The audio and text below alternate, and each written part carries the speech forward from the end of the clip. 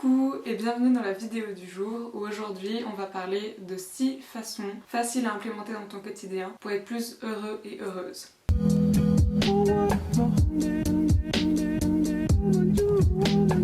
La première chose que je te propose, c'est de faire une boîte de bonheur et tu peux tester ça juste pour un mois. Par exemple, moi, j'ai décidé de faire ça pour tout le mois d'octobre. Les règles, elles sont simples, c'est que chaque jour, tu notes sur un petit bout de papier, tu notes la date et tu notes minimum un truc qui t'a rendu heureux aujourd'hui. Dans l'idéal, à chaque fois, le papier, il est rempli de trucs qui t'ont vraiment rendu heureux, donc de la joie, ou en tout cas, pour que ta boîte, elle élicite la même réponse émotionnelle. Après, s'il y a des jours où vraiment, t'as pas du tout eu de truc qui t'a vraiment rendu heureux, et peut-être que t'as du contentement ou du soulagement ou de la fierté ou en gros un autre sentiment positif que tu peux noter par rapport à cette journée-là, même si c'était pas de la joie qui serait quand même la meilleure émotion positive, et tu peux le mettre à la place. L'idée, c'est que déjà rien que le fait de te poser chaque jour ou chaque fin de semaine pour noter tout d'un coup, toute la semaine, ce qui s'est passé, ça te permet déjà de faire travailler ta mémoire, parce que moi j'ai vraiment l'impression que le plus ça va, le moins je me rappelle de ce que j'ai fait il y a 2 jours, et si c'est pas noté dans mon agenda, je vais pas réussir à m'en rappeler. Donc déjà c'est un très bon exercice pour la mémoire, mais aussi ça entraîne ta gratitude, parce que en faisant ça, t'as vraiment une vue d'ensemble de tout ce que t'as dans ta vie qui te permet de te réjouir en fait, parce que c'est des choses qui te rendent heureux ou heureuse. Parce que sans faire cet effort conscient de décider de ressentir de la gratitude pour ces choses, et souvent on passe à côté où on se dit ah oui j'ai été hyper heureux, mais on va beaucoup plus se rappeler dans notre cerveau. Le truc qui est dommage, c'est que on accorde beaucoup plus d'importance aux émotions négatives qu'aux émotions positives, et du coup on va avoir moins tendance à se rappeler de tous les petits moments de bonheur qu'on a vécu, et c'est pour ça que c'est utile de faire une boîte comme celle-ci.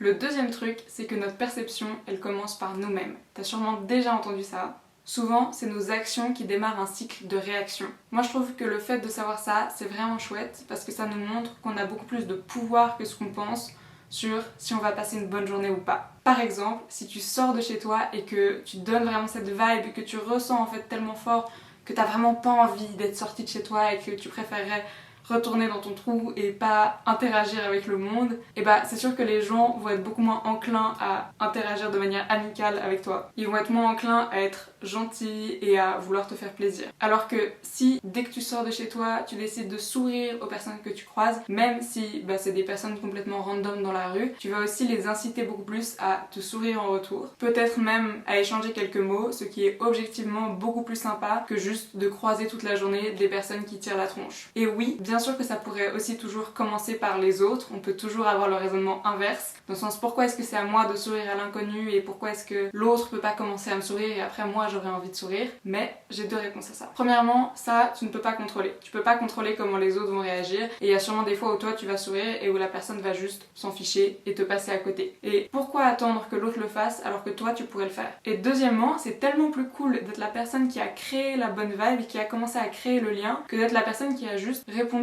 Et n'en déplaise aux introvertis de ce monde, mais ça a été prouvé, je vais mettre la référence juste par là, qu'avoir des interactions sociales satisfaisantes et faire du small talk avec des inconnus, ça nous rend heureux. Et ça a aussi été prouvé de manière anecdotique par moi-même, qu'avoir des interactions sociales positives avec des inconnus, personnellement, ça me donne vraiment un hit de dopamine et de bien-être. C'est quelque chose qui me rend vraiment super heureuse. Quand je croise quelqu'un, que ce soit un vendeur ou juste quelqu'un dans la rue qui me dit un truc rigolo ou comme ça, j'ai l'impression que souvent ça fait ma journée parce que c'est spontané, donc tu peux pas avoir prévu à l'avance cette interaction, et juste je l'explique pas tellement, mais je trouve que c'est vraiment quelque chose de sympa. Cette connexion aux autres fait du bien et il suffit d'une personne pour propager de la joie autour de soi. Le troisième truc dont j'aimerais te parler, ou le conseil que j'aimerais te donner, c'est qu'il faut savoir lâcher prise et moins prendre les choses à cœur. Donc en disant ça, j'ai un peu l'impression d'être l'hôpital qui se fout de la charité, parce que mes proches te le diront, je prends tout très à cœur, tout est hyper important pour moi.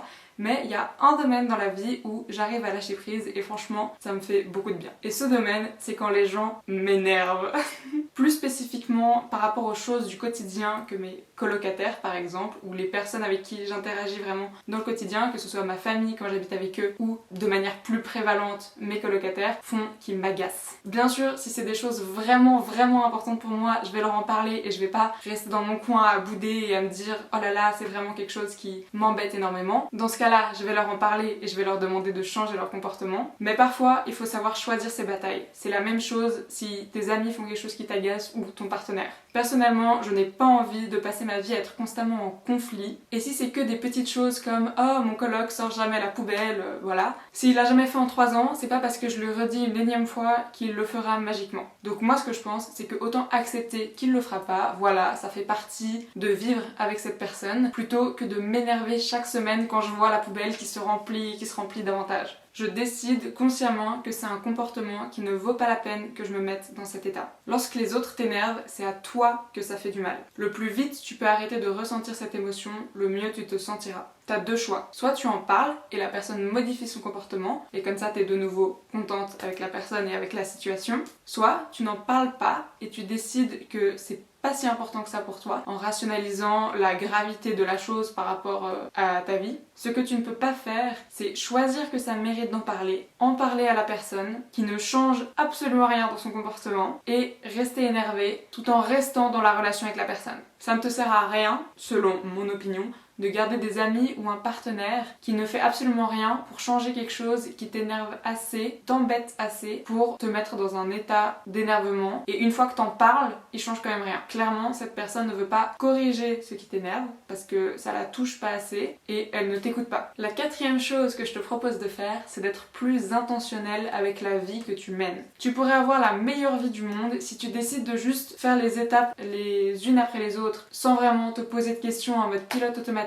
Tu vas pas t'en rendre compte et tu vas pas être si heureuse que ça. Tu devrais à chaque fois avoir fait le choix conscient de comment est-ce que tu passes ta journée. Pourquoi est-ce que tu fais ça? Comment est-ce que ça te fait sentir? S'il n'y a pas de lien direct entre ton bonheur et l'activité que tu as décidé de faire, par exemple un job alimentaire, dans ce cas-là, trouve le lien indirect. Pourquoi est-ce que ce job alimentaire te permet de vivre la vie que tu as envie de mener? Par exemple, tu peux commencer ta journée par te lever avec intention, c'est-à-dire en décidant consciemment à quelle heure est-ce que tu as envie de te lever, qu'est-ce que tu as envie de faire dans ta morning routine avant de réellement démarrer ta journée pour démarrer une bonne journée. Puis tu vas en cours en te rappelant que tu as choisi ta voie d'études, que tu es contente d'être en cours parce que c'est des choses qui t'intéressent et que tu vas pouvoir revoir tes amis. Et tout ça, ça va aussi te faire plaisir. À midi, tu vas aller acheter à manger parce que ça te fait authentiquement plaisir d'aller tester ce nouveau food truck plutôt que d'être plutôt que d'être victime de tes choix par manque de temps. Par exemple, t'as pas eu le temps de te faire un Tupperware et là tu te dis bon bah tant pis, du coup je vais m'acheter le sandwich le moins cher à la Migros, alors que tu pourrais te dire ok, maintenant mes circonstances ont changé, j'ai plus le choix de prendre un truc de la maison, ce qui aurait été mon choix premier. Maintenant, qu'est-ce qui me ferait le plus plaisir par rapport à ça? Tu vas au travail parce qu'il te paye, parce que ça finance tes hobbies, parce que tu veux être un bon collègue pour ton équipe, parce que tu veux que ce nouveau projet fonctionne bien. Chaque jour, on prend des dizaines et des dizaines de décisions sur comment on va passer notre journée. Au lieu d'être en mode routine et pilote automatique, investis-toi dans ta vie en prenant à chaque tournant les choix desquels tu es convaincu qu'ils vont t'apporter le plus de joie possible. Le 5e point que j'ai envie d'aborder pour être plus heureux et heureuse au quotidien, il est lié au précédent.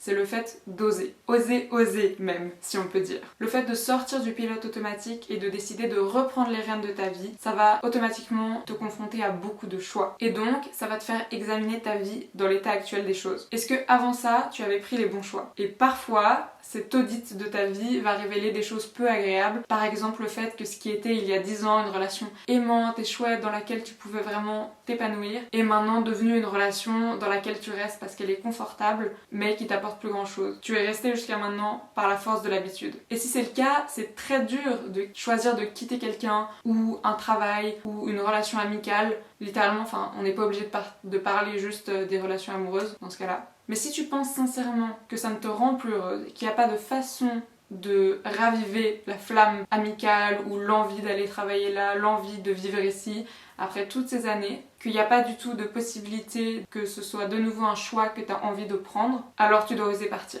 Même si ça implique que tu dois tout reconstruire ailleurs. Ces grosses décisions dans notre vie, que ce soit un partenaire amoureux, un endroit où vivre ou un travail, puisqu'on y passe quand même près de 40 heures par semaine, c'est des décisions que tu dois prendre jour après jour, chaque jour. Et à chaque fois, tu devrais pouvoir répondre à la question « Pourquoi est-ce que je fais ça ?» de manière satisfaisante. Oser, c'est aussi avoir le courage de faire ce que tu veux faire une fois que tu sais ce que c'est. Donc ça s'applique aussi à des décisions moins grandes, mais que tu as peut-être peur de réaliser. Par exemple, peut-être que tu as toujours eu envie d'ouvrir une chaîne YouTube, mais que tu as peur du qu'en dira-t-on. Peut-être que tu as envie de partir en voyage solo, mais t'as peur que ce soit nul ou dangereux. Peut-être que t'as envie de changer ton style vestimentaire et de tester autre chose, mais t'as peur que les autres se moquent de toi. À chaque décision, ce qui t'empêche de la prendre et de réaliser cette envie, l'obstacle entre toi et cette petite joie, c'est la peur. Mon conseil, c'est de ne pas laisser ta peur contrôler ta vie à ta place. Et enfin, mon 6e conseil, c'est de faire des check-ups réguliers sur comment va ta vie. C'est facile de comparer sa vie actuelle à sa vie de rêve ou d'avoir une période où on n'est pas très content avec notre vie. Mais autant on remarque bien les périodes où tout va mal, où on est stressé, où on est malade, bref, les périodes où on a des problèmes, autant on a plus de mal à prêter attention aux périodes où tout va bien. Par exemple, imagine que t'as mal à la tête. Forcément, t'es très conscient du fait que t'as mal à la tête